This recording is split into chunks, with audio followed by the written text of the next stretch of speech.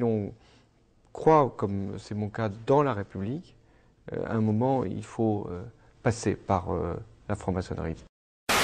Moi, ce que je peux vous dire, parce que je ne parle que pour moi, c'est que la lutte contre l'antisémitisme, je vous dis ça pour des raisons politiques, historiques, ma famille est profondément liée à Vladimir Yankelevitch, qui a écrit le plus beau livre qu'on puisse écrire sur l'imprescriptible et sur la Shoah.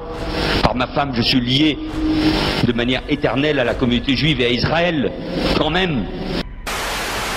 Vous comprenez que beaucoup de juifs en France, en Europe, en aient marre, au point de se demander s'ils ne vont pas partir, s'installer, émigrer en Israël, ce que leur suggère d'ailleurs une nouvelle fois le Premier ministre Netanyahou après les attentats de Copenhague. Mon message aux Français juifs est le suivant. La France est blessée, comme vous, et la France ne veut pas votre départ. La France vous dit une nouvelle fois son amour, son soutien, sa solidarité. Alors, vous avez travaillé avec les nazis britanniques autour de 1900, dans les années 60, quoi, avec Colin Jordan, c'est bien ça?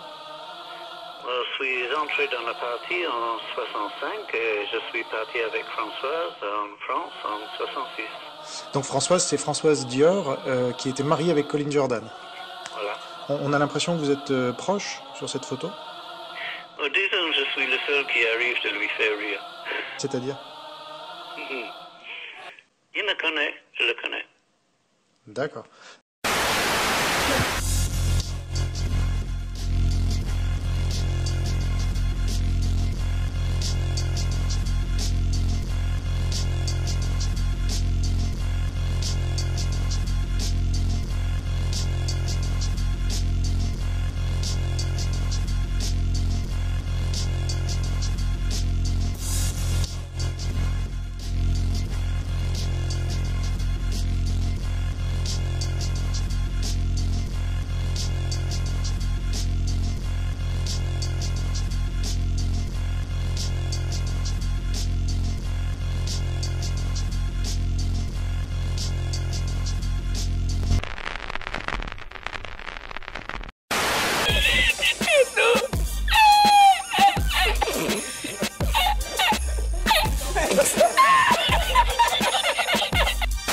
Oui, parce qu'il faut dire la vérité aux Français. Vous les trompez, vous trompez les petites gens, vous trompez les ouvriers, vous trompez les agriculteurs, vous trompez ceux qui souffrent. Alors il est temps que dans ce pays, il y ait un débat, qu'on déchire le voile, la mascarade qui est la vôtre. Il est temps que nous affirmions tous, comme je l'ai fait, ici le 13 janvier, les valeurs de la République, la France, mais aussi les actes et la politique de mon gouvernement contre la pauvreté, pour l'école, pour les valeurs de la République, pour redresser le pays. C'est aussi une réponse à ce que vous portez. Alors madame, jusqu'au bout, je mènerai campagne pour vous stigmatiser et pour vous dire que vous n'êtes ni la République, ni la France. L'invité de ce 25 avril est un invité qui n'a pas souhaité apparaître à visage découvert. Nous le regrettons, mais c'est aussi son choix, son droit et sa liberté. Emmanuel Ratier, bonsoir. Bonsoir. Gardez donc votre mépris crétin et vos leçons de République pour votre propre parti, qui en moins de 3 ans a oscillé entre phobie administrative et faux diplôme. Sans doute qu'Ambadélis a-t-il trouvé le sien au fond de sa poubelle. Compte en Suisse et prise illégale d'intérêt. Ce n'est pas du Front National que sont issus les Cahuzac, les Sylvie Andrieux, les Kader Arif et tant d'autres qui ont volé les Français. Encore une fois, le taux de chômage ne cesse de monter dans notre pays. Et il ne cesse de monter d'ailleurs également chez les étrangers. Donc quel est le bon sens? Mais s'il augmente, ce n'est pas à cause des étrangers qui arrivent. Ce n'est pas à cause de cette C'est-à-dire qu'il y a une création spontanée d'emplois pour les étrangers qui arrivent. Mais ce sont les résultats, regardez les choses simplement, de la crise économique, de la fermeture d'un certain nombre d'entreprises, de la concurrence internationale, de la crise que connaît l'Europe, de la crise que connaît le monde.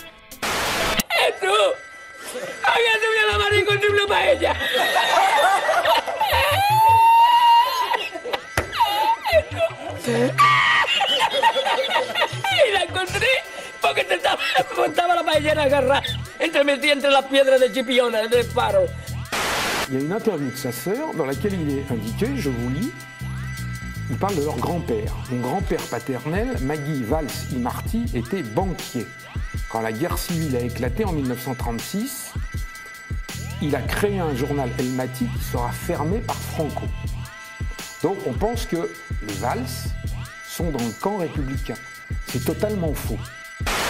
Notre pays est en capacité, comme d'autres pays d'ailleurs, d'accueillir les étrangers, à condition encore une fois que cette immigration soit organisée, maîtrisée, comprise, organisée sur notre territoire. Parce que très souvent, une immigration pauvre va dans des quartiers et pose toute une série de problèmes de vivre ensemble que nous avons évoqués tout à l'heure. Donc il faut une maîtrise de cette immigration.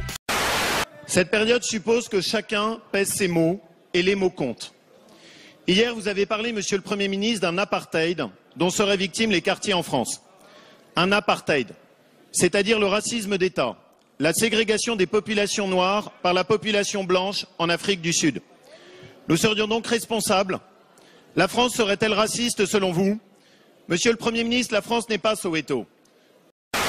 Mais je ne crois pas, par ailleurs, et vous non plus, si vous êtes honnête devant les téléspectateurs, qu'on puisse fermer les frontières. Et donc, tout simplement, il faut maîtriser cette immigration.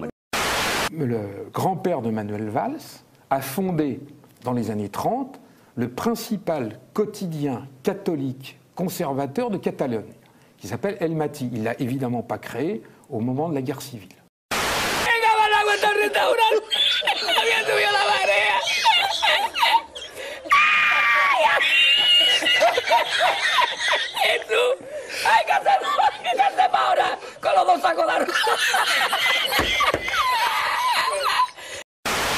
La plupart d'entre eux, en moyenne, vivent dans notre pays depuis 16 ans.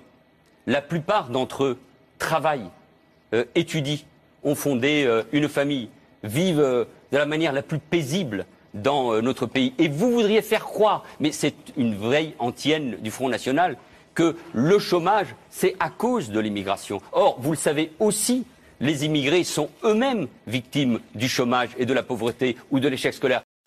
Ce journal, ce quotidien, n'a absolument pas été interdit par Franco. Ce journal, il suffit d'aller, c'est très simple, sur Wikipédia Catalogne. Il faut savoir que quand on fait des recherches sur Barcelone ou la Catalogne, il ne faut pas aller sur Wikipédia, enfin sur Google Espagne, il faut aller sur Google Catalogne. Donc sur Wikipédia Catalogne, vous avez une longue notice sur El Matí.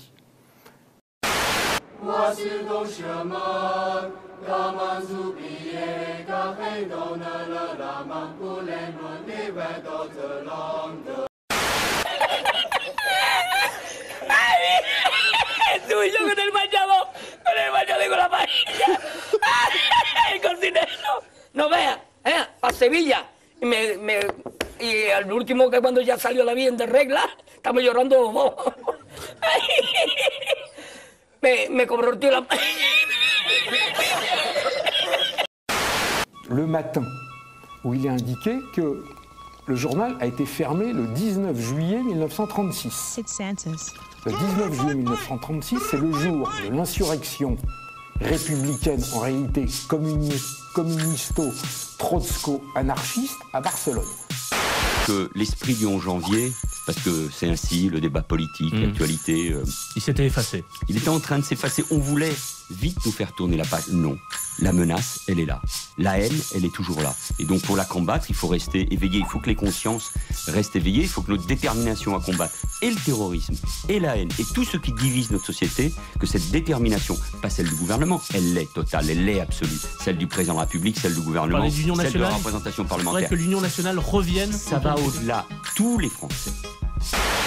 Donc le jour même, les révolutionnaires, ce qu'on appelle les Rouges, prennent le pouvoir à Barcelone et ferment le journal, le quotidien du grand-père de Manuel Valls. Ils y installent le Parti socialiste unifié de Catalogne, qui est la dénomination en Catalogne du Parti communiste.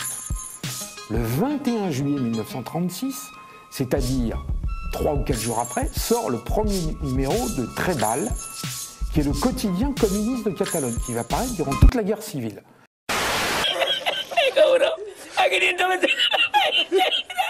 Y ya no fui más, me fui andando con los amarillos hasta hoy. La famille de Manuel Valls n'a absolument pas lutté contre le franquisme.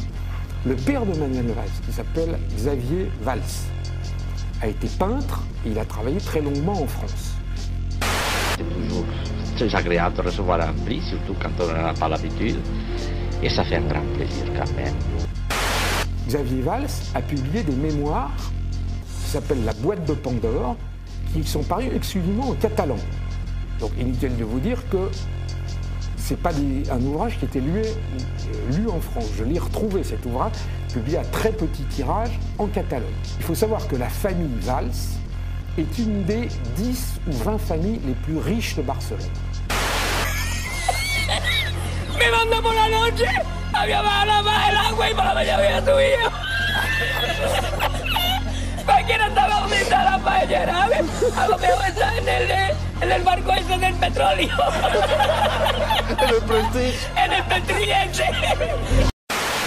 Et en clair, vous avez dit en substance, il n'y a pas assez de blanc. On regarde cette vidéo et puis vous réagirez. Comment ça va? Ça va bien? Ouais. Une belle image. Une belle image de la ville d'Éric. Le mec est tout blanc. Non, un peu blanc, un peu white, un peu blanco. Il faut savoir que la banque Valls i Martí, puisque en Catalogne, on a le nom de la mère et le nom du père. La banque Valls existe toujours à Barcelone. C'est une banque très importante. Il y a des photos que les auditeurs pourront regarder. Et donc, la banque existe. François Hollande l'avait dit aussi clairement, dans une période de crise économique, cette immigration, de fait, par la demande même de nos entreprises, est moins importante sur le plan économique. Elle est aujourd'hui autour de 30 000. Elle peut être demain moins importante. Et puis si demain il y a de nouveau de la croissance, elle peut être plus importante. L'échec, c'est vous. La hausse de la délinquance, c'est vous. Les suppressions de postes, de policiers et de gendarmes, c'est vous. Le retour du terrorisme dans ce pays, c'est vous. La division des Français, c'est vous.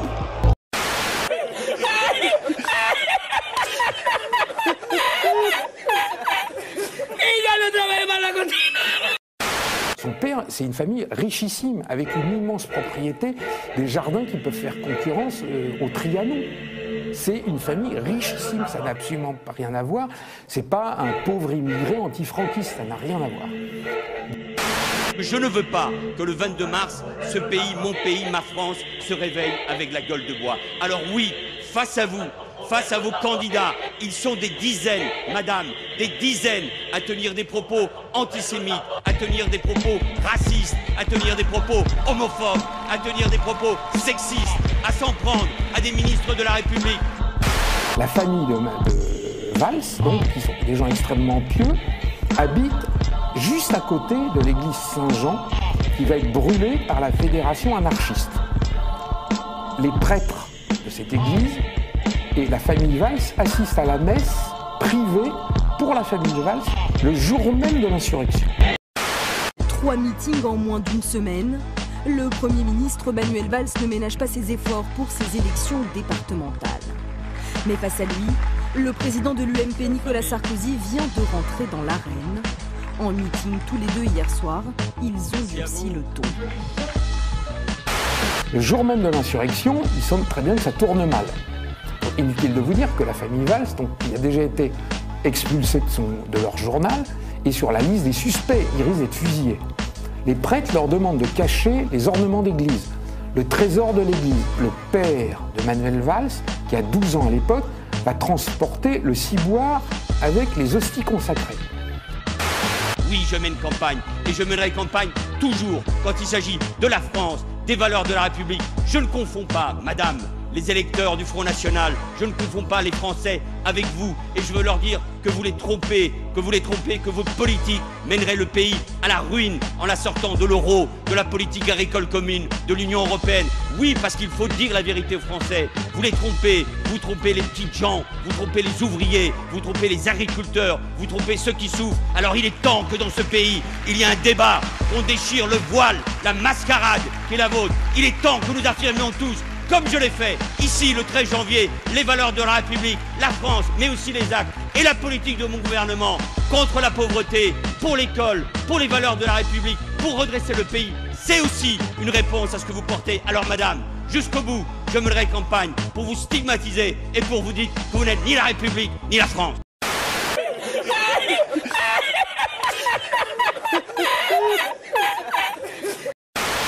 Oh, الصمد لم يلد ولم يولد ولم يكن له كفوا أحد